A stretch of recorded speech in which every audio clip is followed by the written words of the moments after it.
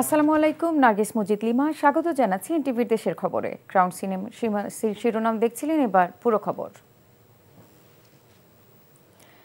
যুক্তরাষ্ট্রের সঙ্গে বাণিজ্য চুক্তি সফলভাবে সম্পন্ন করার জন্য বাংলাদেশের আলোচক দলকে আন্তরিক অভিনন্দন জানিয়েছেন অন্তর্বর্তী সরকারের প্রধান উপদেষ্টা অধ্যাপক ডক্টর মোহাম্মদ ইউনূস।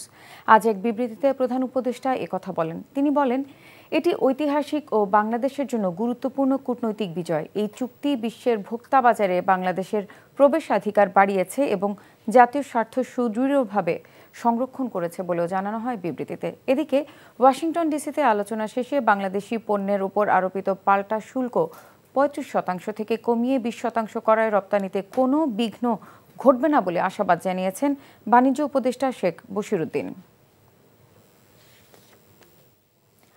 গণ অভ্যুত্থান পরবর্তী অন্তর্বর্তী সরকারের অনেক বড় কোনো অর্জন না থাকলেও স্বৈরশাসনের ধ্বংসস্তূপ থেকে একটি ধারায় তারা দেশকে নিয়ে আসতে পেরেছে বলে মনে করেন বিএনপি মহাসচিব মির্জা ফখরুল ইসলাম আলমগীর।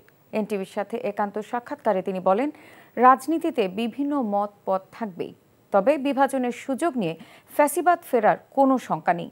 ৫ আগস্ট পরবর্তী সময়ে রাজনীতিতে ডানপন্থীদের উত্থানকে উদ্বেগের বলেও মনে করেন তিনি। হাসান মাহমুদের রিপোর্ট। গণ অভ্যুত্থানের ১ বছর অতিক্রান্ত সময়কে দোদুল্যমান সময় উল্লেখ করে বিএনপি মহাসচিব মির্জা ফখরুল ইসলাম আলমগীর বলেন, ফ্যাসিবাদ বিতাড়িত হবার বর্ষপূর্তিতে এসে দেশ ভঙ্গুর অবস্থা কাটিয়ে অনেকটা ঘুরে দাঁড়াবার চেষ্টায় রয়েছে। সব দিক থেকে হিসাব করলে আমি যেটা মনে করি যে এই ১ বছরে যতটুকু তারা পেরেছে, ক্ষতি যা হয়েছিল সেই তুলনায় এটা হয়তো বা অনেক বড় কিছু অ্যাচিভ করতে পারেনি, কিন্তু অ্যাচিভমেন্টটা কমও নয়। একটা ধারাতে, ট্র্যাকে তারা নিয়ে আসতে পেরেছে। কোনো বিভাজনকে পুঁজি করে ফ্যাসিবাদ ফিরবে এমনটা বিশ্বাস করেন না বিএনপি মহাসচিব। জনগণ তাদেরকে আপনার পরিত্যাগ করেছে। তারা যে দেশ থেকে পালিয়ে গেছে, কি জন্য পালিয়েছে? বাধ্য হয়ে তো পালিয়েছে।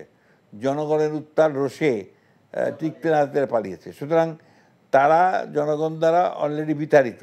আর না, আওয়ামী লীগ আর না, অর্থাৎ ফ্যাসিবাদ হাসিনা সরকার যার জন্য ফেরত আসতে না পারে। আর বাকি যেটা আপনারা দ্বিমত দেখছেন, এই দ্বিমতটা হচ্ছে আপনার গণতান্ত্রিক ব্যবস্থার নিয়ম। রাজনীতিতে ভিন্নমত থাকাটা স্বাভাবিক, যার একটি সীমারেখাও থাকতে হবে। কতগুলো বিষয় আছে যেখানে রাজনৈতিক দলগুলো তারা ভিন্ন মত পোষণ করবে, এটাই তো স্বাভাবিক। এটা সমাধান কিভাবে হবে? আলোচনার মাধ্যমে যদি সমাধান হয়ে যায় তাহলে সবচেয়ে ভালো, যেটার চেষ্টা চলছে এখন। এটা হচ্ছে দ্য বেস্ট থিং।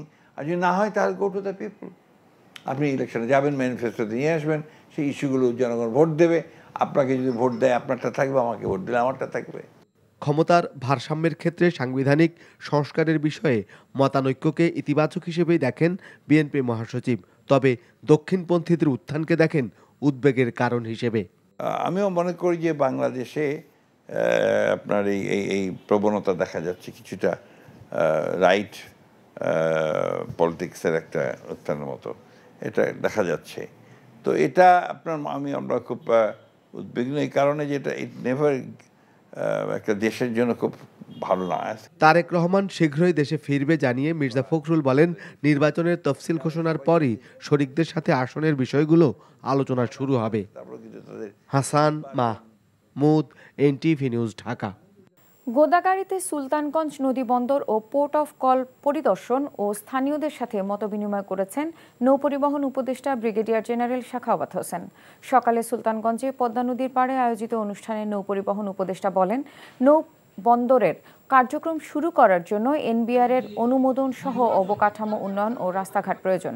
এই কার্যক্রমের সাথে সরকারের বিভিন্ন সংস্থা জড়িত, তাই সব পক্ষের ইতিবাচক সাড়া পাওয়া গেলে অচিরেই নদীবন্দরের কার্যক্রম শুরু হবে। এ সময় বাংলাদেশ অভ্যন্তরীণ নৌপরিবহন কর্তৃপক্ষের চেয়ারম্যান কমোডর আরিফ আহমেদ মোস্তফা, রাজশাহী চেম্বারের সভাপতি মাসুদুর রহমান রিঙ্কু ও চাঁপাই নবাবগঞ্জ চেম্বারের সভাপতি আব্দুল ওয়াহেদ উপস্থিত ছিলেন।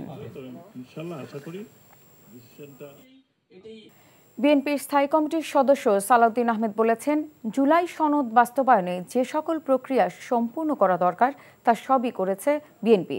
দুপুরে চট্টগ্রামের হাটহাজারী মাদ্রাসা মিলনায়তনে সাংবাদিকদের তিনি একথা বলেন।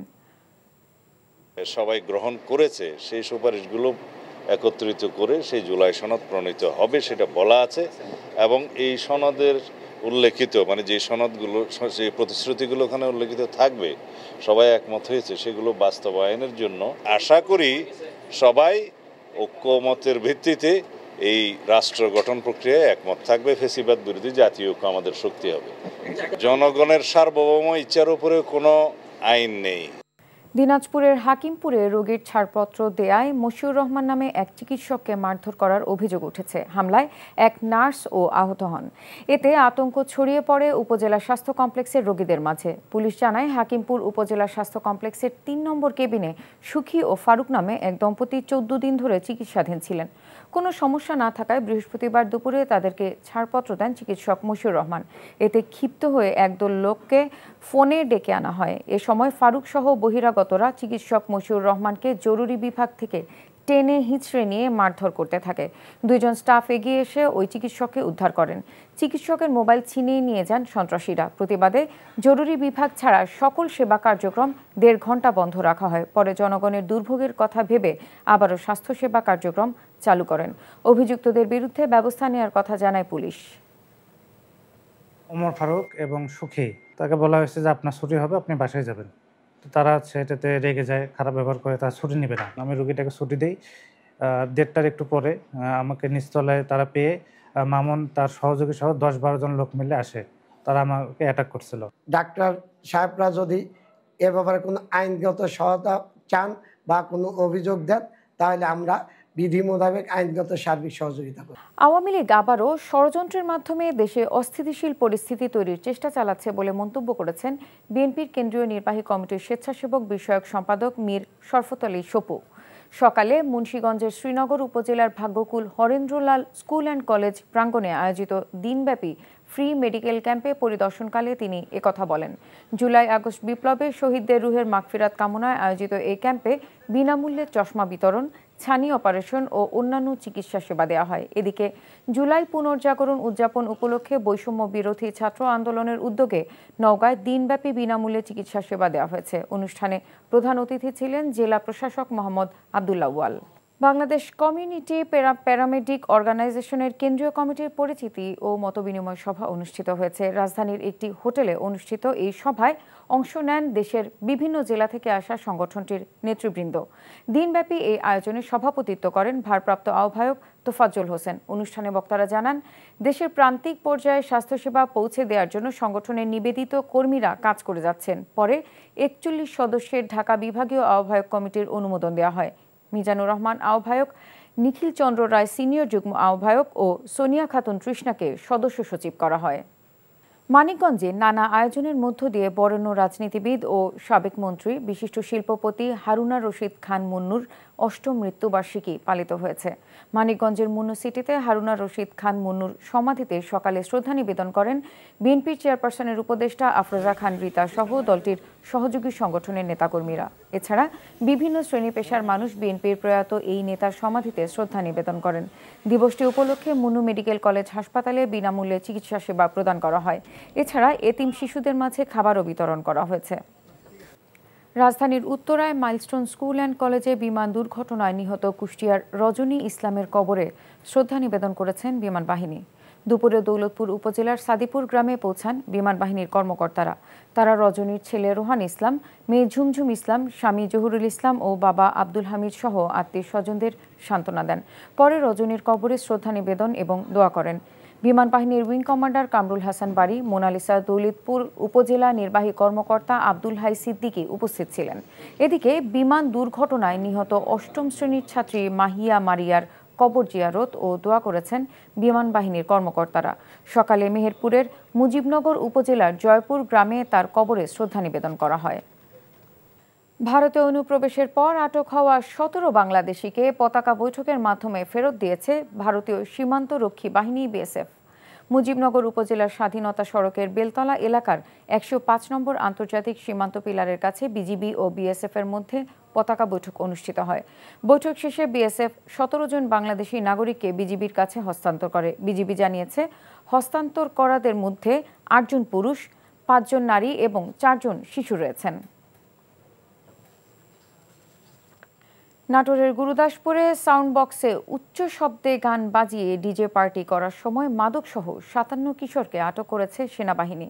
পুলিশ জানায় সকালে বড়াইগ্রাম উপজেলার ধানাইদহ থেকে একদল কিশোর ট্রাক নিয়ে উচ্চ শব্দে সাউন্ড বক্স বাজিয়ে গুরুদাসপুর উপজেলার চলনবিলের খুবজিপুর এলাকার চলনবিলে ডিজে পার্টি করতে যায়। এ সময় সেখানে থাকা সেনাবাহিনীর টহল টিম তাদের ধরে তল্লাশিকালে বিভিন্ন ব্র্যান্ডের মদ ও গাঁজা জব্দ করে। পরে তাদের গুরুদাসপুর থানায় হস্তান্তর করে সেনাবাহিনী।